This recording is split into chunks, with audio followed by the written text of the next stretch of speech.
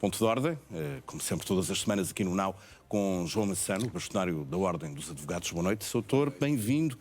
E como é óbvio, voltamos a José Sócrates. Este caso, o arguido sem advogado, é a quinta vez que isto acontece no processo marquês. O antigo primeiro-ministro não aceitou o advogado que, neste caso, o senhor, como bastonário da Ordem dos Advogados, nomeou para ele. Como é que o Tribunal pode andar com este julgamento para a frente, que nunca mais avança? Em primeiro lugar, só fazer uma precisão. A questão do efeito suspensivo ou não, eu não posso pronunciar agora porque a Ordem dos Advogados só sabe desta situação por vós, pela comunicação social. Nós fomos surpreendidos hoje, de manhã, com notícias sobre uma alegada providência cautelar, da qual a Ordem ainda não foi notificada, portanto, eu tenho que me reservar relativamente a uma tomada de posição. Agora, esta providência cautelar, a mera apresentação, tem um efeito suspensivo ou o Tribunal tem mesmo de a aprovar?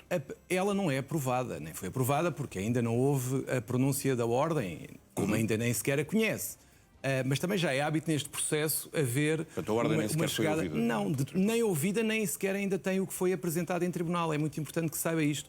O que a Ordem sabe é o que vai lendo por aí, e isso não é suficiente para tomar uma posição. Portanto, oficialmente não foi notificado. Oficialmente não fomos notificados, por isso até o efeito suspensivo ainda não existe, porque só a partir do momento, se for o que eu estou a pensar, só a partir do momento em que a Ordem for notificada é que se verifica essa situação, ou poderá vir a verificar, naturalmente depois a Ordem. Mas imagino que a resposta em tribunal... para si seja, é preciso que de facto o arguido José Sócrates tenha um advogado, seja ele oficioso, seja ele escolhido por Sócrates. É que nós estamos aqui a discutir mas não coloca tema... a pergunta que é como é que a juíza desbloqueia isto?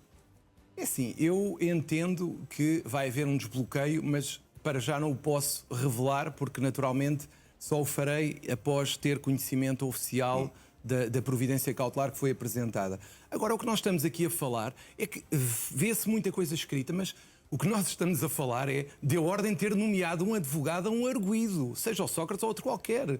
Nós estamos a falar aqui de qualquer situação desagradável provocada pela Ordem dos Advogados. A Ordem dos Advogados está só a cumprir a sua função de nomear um advogado. Já iria um pouco mais à frente novamente à questão do advogado, mas eu queria, até porque nós tivemos acesso ao texto da providência cautelar, e queria falar um pouco sobre isso, porque de facto José Sócrates não só encontrou uma fórmula para não ter um advogado, como nesta providência ele sustenta parte da argumentação em si. João Massano diz que tem por ele uma inimizade e que o João foi assistir ao espetáculo que está no Tivoli, penso eu, chamado... Acho que já não está, mas sim. Senhor Engenheiro, se não está, esteve, e depois tece uma série de comentários sobre a peça de teatro em si. A minha pergunta é se não acha, até porque há aqui parece haver aqui uma questão pessoal, se não acha que devia ter evitado a sua presença nesta peça.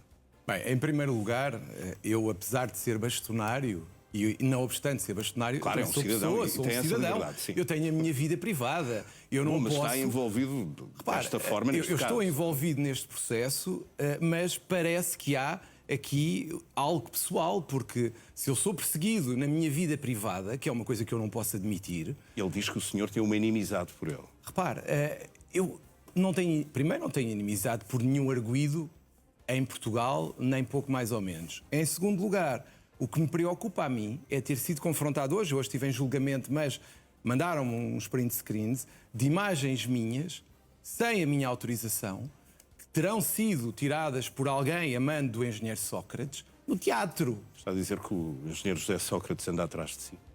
E que se não anda, parece. E repare, esta questão numa questão pessoal. Eu acho que é já uma questão pessoal, porque eu não posso andar a tirar fotografias do Pedro na rua. Eu não posso andar a tirar fotografias de quem quer que seja quando essa pessoa está na sua vida privada. Tem que haver limites. Como é óbvio, sim. Repare, o folhetim que estamos a assistir, eu sei que o engenheiro Sócrates quer, mas uma coisa lhe garanto. Os advogados e a Ordem dos Advogados e o seu bastonário não vão contribuir para o folhetim e para aquilo que o engenheiro Sócrates quer, e todos sabemos que quer. O que eu lhe posso garantir é que os meus direitos privados, os meus direitos à minha intimidade e à minha vida privada vão ser salvaguardados, se preciso for, em tribunal. Isto é inadmissível o que fizeram. É inadmissível o que fizeram. Avançar com esta claro que sim. Questão das fotografias assim que eu vir, que foram tiradas como é óbvio, do teatro. Não é por eu ser bastonário que toda a gente pode tirar fotografias minhas e postar em qualquer lado, ou enviar para o tribunal. Bom, mas diria que, de facto, Sócrates está nesta altura a confundir as coisas, as nomeações... Claramente. De forma profissional tem feito. uma questão pessoal. Porque para ele isto parece ter sido uma afronta. Não, eu acho que... Mas porquê é que acha que ele diz que o João é um inimigo? Pelo menos eu estou a ser tratado como tal já há algum tempo, e já falámos aqui várias vezes sobre o processo de Sócrates, e tudo o que tem vindo a acontecer, isto é um folhetim, isto já não é um mero episódio nem dois, isto tem vindo a decorrer desde há alguns meses a esta parte. Ainda não terminou. E ainda vamos ter mais episódios para a semana, tenho a certeza. Eu fiquei, Sr. Doutor, com uma dúvida muito legítima. Esta providência é assinada por José Preto, que é um advogado, já foi até advogado de Sócrates neste processo, e, pelos vistos, o arguido não só tem contactos com advogados, tem capacidade para lhes pagar, pelos vistos. A juíza não devia colocar a José Sócrates esta pergunta. E digo-lhe mais. Se a providência cautelar que é assinada por um advogado, se este advogado não o podia representar. E dou-lhe outro exemplo, por acaso nem tem sido falado, até uma novidade em primeira mão. Nós recebemos uma intimação, mais uma ação do engenheiro Sócrates, para juntar documentos ou para lhe prestar informações. Essa não foi falada, mas eu digo-lhe. E nós já respondemos, inclusivamente, respondemos na segunda-feira. Portanto, há várias ações a decorrer do engenheiro Sócrates com outros advogados. Portanto, a questão de ele não ter neste processo... É um puro estratagema. Eu queria dizer agora que parece um folhetim, aparece. Bom, e que não acaba tão depressa. E é um folhetim que provavelmente retomaremos na próxima semana. Teremos novos episódios. Vamos colocar outro ponto na ordem, as suspeitas de tortura na esquadra do Rato. Há já 24 polícias detidos, é um número bastante expressivo. 2 deles são até chefes da PSP e não sabemos sequer se este número de detidos há de ficar por aqui. O que é que devemos valorizar neste caso? É a origem destas suspeitas dentro da Polícia de Segurança Pública, o número de detidos? Devemos falar das vítimas ou evidenciar também aqui que há um lado de presunção de inocência que não deve ser posto de lado? O Pedro colocou muito bem a pergunta, porque todos esses elementos são valorados e devem ser valorados aqui, porque todos eles estão em cima da mesa neste momento. Agora, se bem se recorda, nós há algumas semanas falámos de um sem-abrigo que tinha sido agredido e que depois acabou por morrer.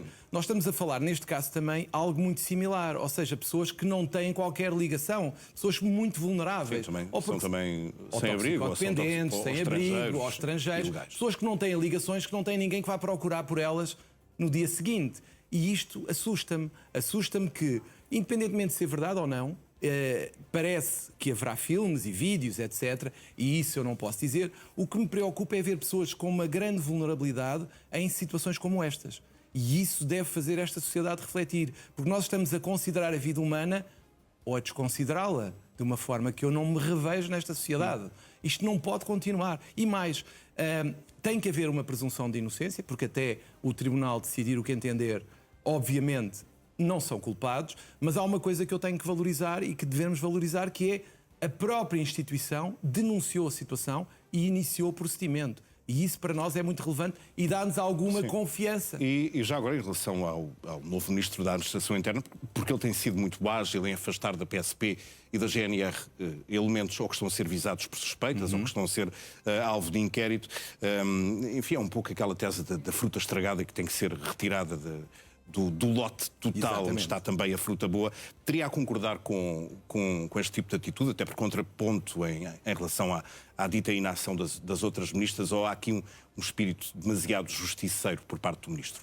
Eu, pessoalmente, tenho uma grande admiração e simpatia pelo Sr. Ministro, por isso tentarei não ser toldado por essa situação e não deixar que isso influencie. Agora, eu acho que o Ministério da Administração Interna está a precisar de uma figura forte e que comunicasse bem, que era algo que não acontecia anteriormente. E eu entendo que o Governo tem a obrigação de passar uma imagem de vamos apurar as responsabilidades, doa a quem doer. Nem que isso signifique chegar ao fim e dizer ninguém é culpado e não se deve responsabilizar ninguém. Agora, a ideia de responsabilização, porque o que nós estamos a assistir é instituições que são colocadas em causa por membros dessas instituições. E a instituição tem que reagir e, naturalmente, o Ministério que a tutela tem essa obrigação ainda maior. Temos de avançar. Tinha aqui ainda 2 temas, mas vou deixar um para a próxima semana. Vamos falar do Roblox, que é um jogo muito popular entre os mais novos e de todas as idades. De forma assustadora. A Polícia Judiciária está a investigar casos de aliciamento sexual. Há também denúncias de outro tipo de aliciamento feito por grupos radicais, mas que está muito presente neste jogo, o Roblox. Como é que se previne? De quem é aqui a responsabilidade? É da própria plataforma? É dos pais que muitas vezes deixam estes jovens jogar livremente o jogo sem os controlar? O que eu assisti nas últimas semanas, porque eu despertei para o problema do Roblox há pouco tempo, mas comecei a analisar até pessoas das minhas amizades que os filhos praticavam esse jogo e o que eles me diziam era que achavam que aquilo era um jogo banal, inofensivo. Mas nós estamos a falar de um jogo que as pessoas entram, as crianças entram... É um jogo online, é preciso É um dizer jogo isso. online em que há várias aplicações associadas e que há pessoas, predadores sexuais que andam por lá e que depois transferem para um chat fora e que aliciam as crianças para tirarem fotografias íntimas, para encontros, e houve inclusivamente fora de Portugal situações em que nós assistimos tentativas de suicídio por aqui. Antes de concluir, deixa-me só dizer o seguinte: nós que somos tão ansiosos a deixar as nossas crianças ir brincar para a rua porque podem ser atropeladas, encontrar um desconhecido, deixamos que o mundo entre no quarto delas e que todos os perigos tentamos protegê-las fora de casa, deixamos que entrem pelo quarto. É tão importante essa chamada de atenção. Dr. João Massano, muito obrigado. Já agora Obrigado, fica mais uma vez também o alerta. Se quiser enviar qualquer um dos temas, nós geralmente colocamos o e-mail também aqui no fundo, mas já agora relembro, é o ponto de ordem, @OA, Ordem dos Advogados.pt. Exatamente. Muito obrigado, boa noite. Muito obrigado, Pedro. Uma boa noite. Até para a semana.